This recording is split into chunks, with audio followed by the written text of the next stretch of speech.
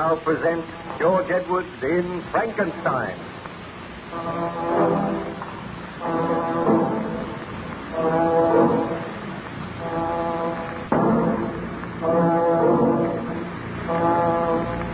Baron Frankenstein related his experiences to Captain Walton, the master of the Voyager, the vessel which was bound on a journey in polar exploration. While the Voyager was icebound, Captain Walton spent much time with Baron Frankenstein, who was gradually recovering his health.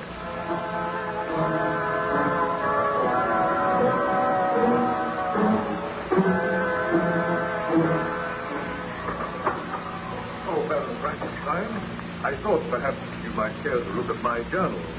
I have noted your story down very carefully. If you will leave it, I will look through it, Captain. You do not mind if I make some annotation? Oh, not at all. I will be very grateful. I am glad that you have noted my story in your journal, because something tells me that I will never return to civilization. You must not say that. You are recovering splendidly. I know, but I dare not return until I am certain that the monster is dead. We know that he is somewhere out there in the white waste, waiting to wreak his foul vengeance on some defenseless human being. You will pardon my contradicting you, Baron, but we do not know that. I think the monster must have perished in the blizzard. What part of my story did I reach yesterday? You were telling of your conversation with the monster.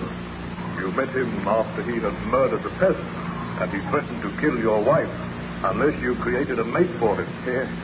I sat there in the little peasant cottage, and I was horrified at the monster's words. He gazed at me for some time, and then, "Foul monster, you seek to arouse my sympathy. Do you not know that you have turned my wife against me? Had I but heeded her advice, you would never have lived. I came to destroy you the day after your creation, but I was too late. You had escaped, and you had already taken a life. I will take no more lives if you will accede to my request.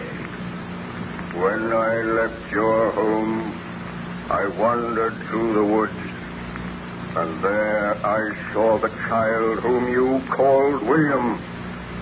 As soon as he saw me, he screamed and sought to run away. But I seized him by the arm and spoke softly to him, bidding him not to be afraid. He told me that his uncle was Baron Frankenstein, and that I would be punished if I harmed him.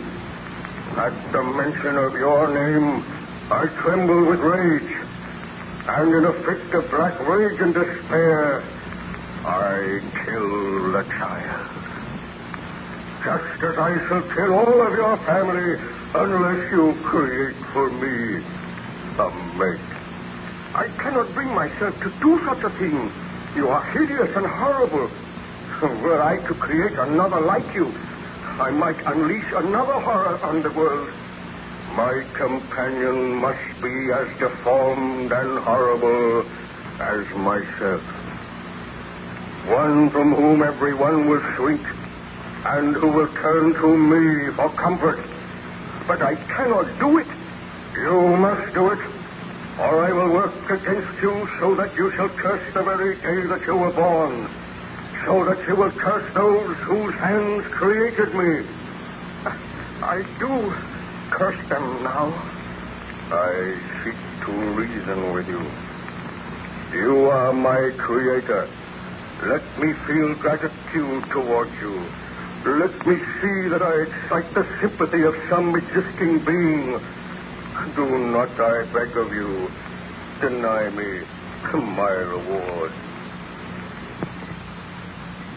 I have tried to paint for you a picture of misery, the horror, and the suffering which I have undergone. All I ask is a mate as hideous and repulsive as myself.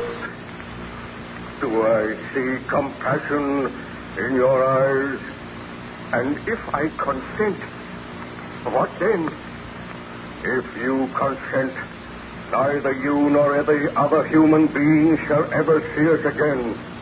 I will take my mate and go to the vast and frozen wastes of the north. Your body is deformed, and your mind is deformed. I have learned that I cannot control the mind of any creature which I create.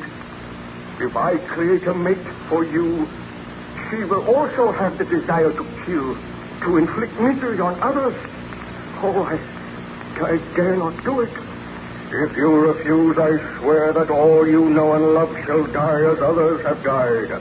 I will haunt this earth, the enemy of mankind, who are my enemies. So be it.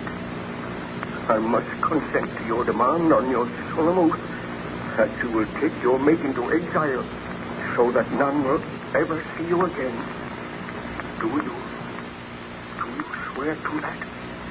I swear by the sun and by the blue sky of heaven and by the fire of the love that burns in my heart that if you grant my prayer, you will never behold me again.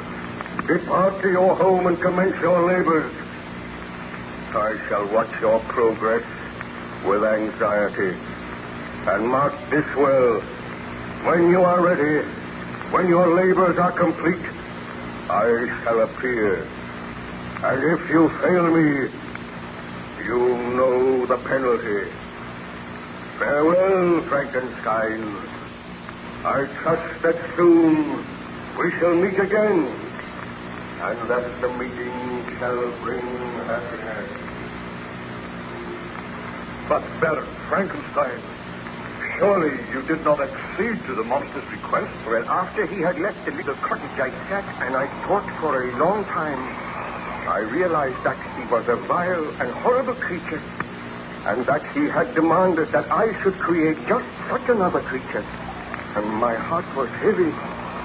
With dragging footsteps, I returned home, where I found my wife and my friend Ernst Clerval awaiting me.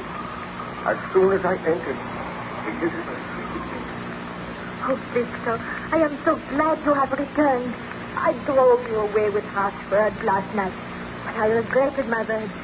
Tell me, what news? The monster still lives. Victor, my friend, I have heard of your troubles. Elizabeth has told me. Let me offer you all the aid that I can. Together we shall destroy this vile creature. Have no fear. The monster will do no more harm. There will be no other death. How can you know that? Well, I have spoken with him, and there shall be no more death. Rest assured of that, Elizabeth. Oh, I am so glad. But can you trust this monster? I have been greatly punished for my sins. Tell me this, Victor. Did you consent to the monster's request? Surely you did not promise to create a mate for him. Elizabeth, there is so much at stake. So much harm has been done. Victor, you cannot do it. Already there is one vile, bloodthirsty monster roaming the earth. Dare you create another? Oh, give me time to think, please. Oh, Elizabeth, he is upset. Leave him alone with me now, and I will talk with him. Oh, I'm thoughtless.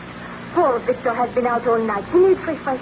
I will see that a meal is prepared for you, Victor. Oh, I thank you, Elizabeth. Remain here with Ernst, and we shall talk of the matter later. Victor, my poor friend, my heart is heavy for you. What can I do to help you? Oh, help me, Ernst. I must grant the monster's demand. I tried to kill him. My shot wounded him, but he did not die.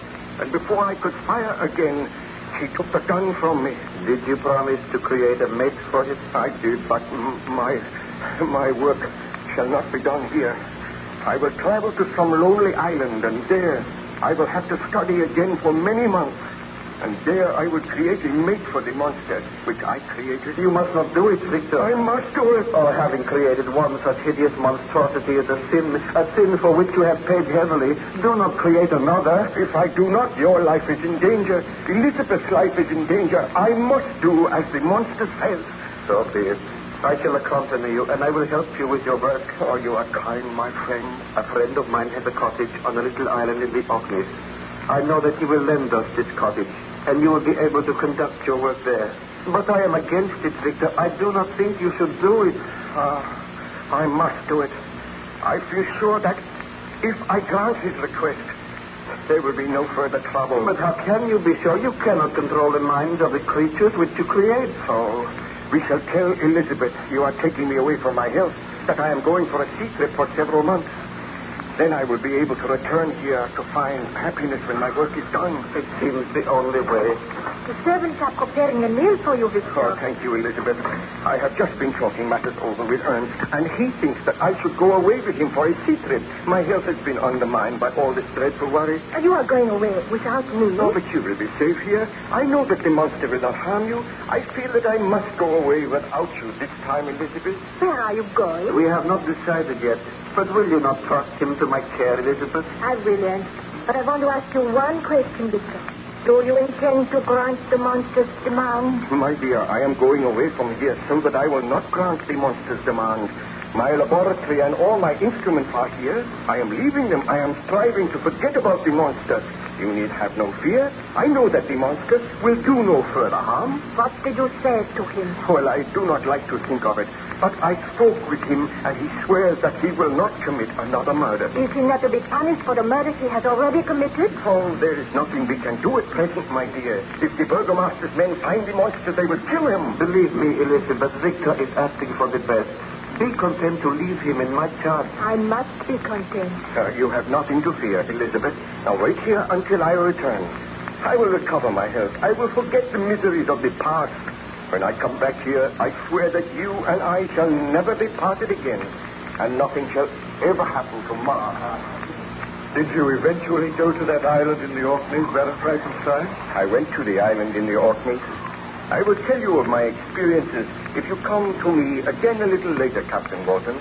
I wish to look through your journal now, and I may make several corrections. Very well, Baron Frankenstein. I will leave you alone now, but I will return later.